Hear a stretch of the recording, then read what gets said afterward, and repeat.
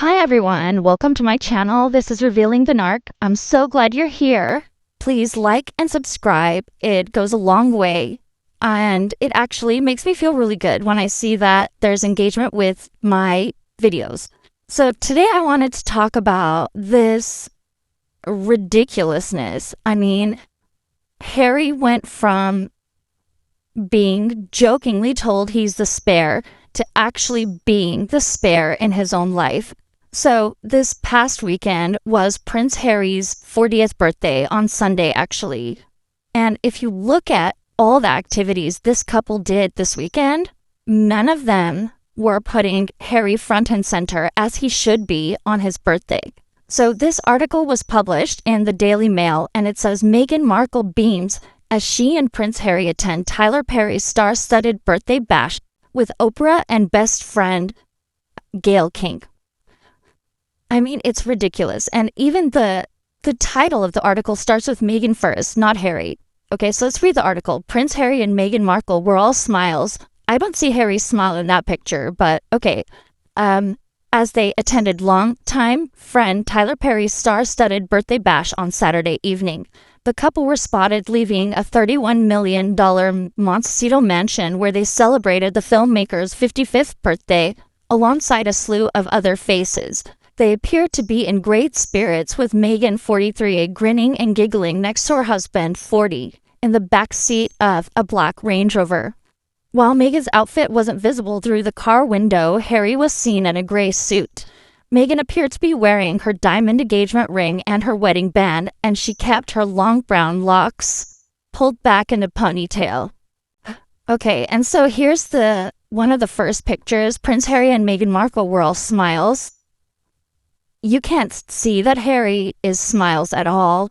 Meghan is so excited, and look at the copyright. It says backgrid. So this means generally that they called the paparazzi. These are staged photos. So Meghan knew that the paparazzi were going to be there. She gave them a heads up about it. And it's just ridiculous at this point. The fact that they're emphasizing that she wore her wedding ring is a big sign. Well, let's put ourselves in her place. She called the paparazzi, so she's going to stage these photos as best as she can. We know that she has had some recent negative press out there. We know that all of us have been saying that Harry looks miserable. So she puts on, this is a show. This is a show. The world is her stage, and she put on that wedding ring. Let's continue with the article. So the Duke and Duchess of Sussex spent hours partying with their close pal Tyler, who famously left the Paris stay in his Santa Barbara home when they first moved to America, as well as acclaimed talk show hosts Oprah Winfrey and Gayle King, singer Alicia Keys, and actor Aaron O'Connell. Also, Oprah and Meghan don't have that close relationship that they used to. There are so many accounts of they're just not close. And in fact, Oprah doesn't like Meghan. Okay, so also at the party, allegedly. Also at the party was Paramount CEO Brian Robbins and his wife Tracy, who are close friends and neighbors of Meghan and Harry's, and French actor Vincent Cassel's spouse, Tina.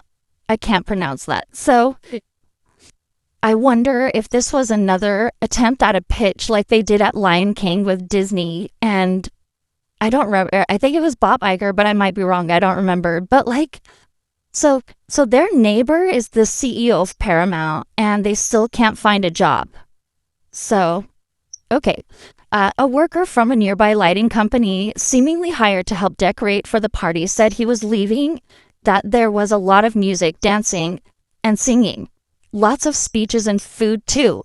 Everyone was having a lot of fun. It was a good party. There were a lot of famous people, but I cannot say any more, he dished. Lots of speeches, right? Like, who do you think is going around making these speeches and grabbing microphones? We know who that is. Okay, so it was also said that a male person who sounded like Harry was heard making the speech during the celebration.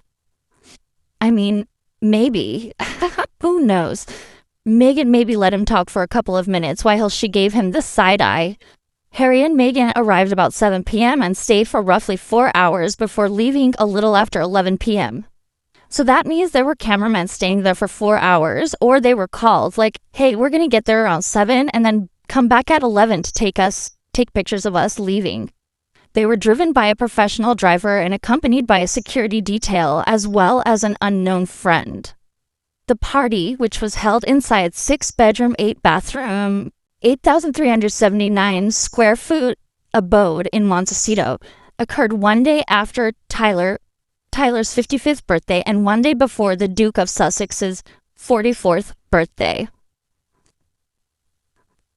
Okay, so here are 3 pictures, and I don't know if you all noticed, but the bottom 2 pictures look like the same exact picture. So I don't know how that happened. I don't know. Okay, so it's the captions under the picture say they seemed in great spirits, giggling next to her husband. I don't see that. This is another picture from earlier in the article too. So Backgard was called, but they were not on top of their game. So strange. I don't know why. All right, here we go with another recycled image. It's the same one as before, Meghan sitting in the middle. And what I wanted to mention about this picture is, do you notice Harry's holding his phone? And this reminds me of when they were in that near catastrophic car chase and he was also holding his phone like that. What does that mean? Is he trying to block the flashes from the cameras? And like, this makes me feel so sorry for him because he is being re-traumatized again and again and again with the presence of these photographers, which he has mentioned so many times he doesn't like. And his wife keeps calling them. She keeps calling them. She is re-traumatizing him, right? Like, there's no empathy there at all. Oh my goodness. Like, I don't understand if people don't see it. I don't know how other people don't see it, but this woman is a narcissist. She only cares about herself. She calls the paparazzi so that she can be splattered on the pages. Oh my goodness. So the caption says, Harry and Meghan arrived about 7 p.m. and stayed for 4 hours. Again, they're recycling the same information over and over again. And then this next paragraph or section talks about how back in 2020, they announced they were saying goodbye to their royal duties. They were moving to California. And they were with their 1-year-old son at the time and spent a few months living in Tyler's Beverly Hills mansion. During an interview with The Cut in 2022, Meghan spoke out about her bond. And I mean, what happened here is that he sent her a note, I think, before she got married. And she ignored it. She never met him. He had never met her. And then she calls him crying. I think that's said in the Netflix mockumentary. She calls him crying. And then Tyler offers up his home to them. That is so strange. Imagine being a grown man and going and staying at some other man's home indefinitely. My gosh, like, I think Harry also doesn't want to be in control, right? Like, he's just looking for someone to rescue him also. Okay, so it says, sometimes you can tell your life story to a stranger on a plane as opposed to some of the people that are closest to you, she told The Cut. Maybe because the people that's the closest to you are tired of your bullshit. The people that are on the plane that don't know you, it's because they don't know you. Okay, so according to the outlet, Tyler offered up his home because, in many ways, the reason that Meghan and Harry started their new life in Southern California. We know that's not true. Meghan had this ball in motion even before they got married, allegedly. So the goal was always to move to Southern California. She had been itching. She had been wanting to walk the red carpet in Hollywood forever. And that's what this was. This was a plan to get her back into Hollywood, and she had to figure out the best way to do it. And that was, at the time, calling the royal family racist and saying she was the one that was bullied And I mean, if you really think about it, a lot of times, people, when they do you wrong, they deflect from that and they accuse you of doing what they're doing, right? I think that's what Meghan was doing, and she thought she could fool all of us. All right, so let's finish up the article. On the left, we see an image. It said the party was held inside a 6-bedroom, 8-bathroom, 8,379 square foot abode in Montecito. Who took this picture? Where did this picture come from? It's daylight in this picture. The photos of them driving was in the nighttime. So who sent up this drone? Right? And it says backward again. This is all staged. I mean, we knew it was all staged. But even more, like, I don't even know what to say. Okay, so hours before they attended Tyler's party, Meghan was spotted. Harry was there too. Oh my gosh. Meghan was spotted at the George, I can't pronounce that last name, tennis tournament in Los Angeles, where she wore over $40,000 worth of clothes and jewelry. She donned a tailored, sleeveless halter neck Etta dress from luxury Italian brand, I can't pronounce that, at $1,400. The mother of two paired the dress with her $950 brown satchel bag from Caroline Herrera and a pair of matching $800 heels from one of her favorite brands, Alcazar, which are the shoe brand I believe that she borrowed and never returned. Like, she borrowed from the designer and she kept it. During one of her, this was prior to marrying Harry. Okay, so she accessorized the look with a pair of classic $100 Ray-Ban aviator sunglasses and her staple jewelry pieces, including her $28,200 Cartier gold tank watch and a $9,300 Love yellow gold bracelet from the same brand. All right, so I mean, where do we go from here? This was Harry's 40th birthday weekend.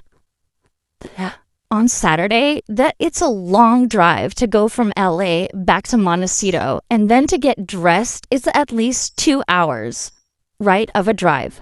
And maybe an hour and a half to 2 hours, and then to shower and get ready and go to another party. I don't see Harry being the one to want to do this. And, you know, there were reports before the weekend came that he was going to be celebrating with his friends, with his guy friends. Meghan could not, like, narcissists cannot handle that. They cannot. She probably threw a fit and said, "You are absolutely not going out with your friends. You are not allowed," because they control. "You are not allowed to go on top of that mountain with your friends. And I got bad press this week, and it's all about me, so you better put your clothes on, and we're going to go get photographed looking happy at going to this party." It's the selfishness. It's just so evident. It's just so, and you can even look at this article. Meghan was spotted at the tennis tournament, not Meghan and Harry. And the title of the article, it's about Meghan. It's always about Meghan.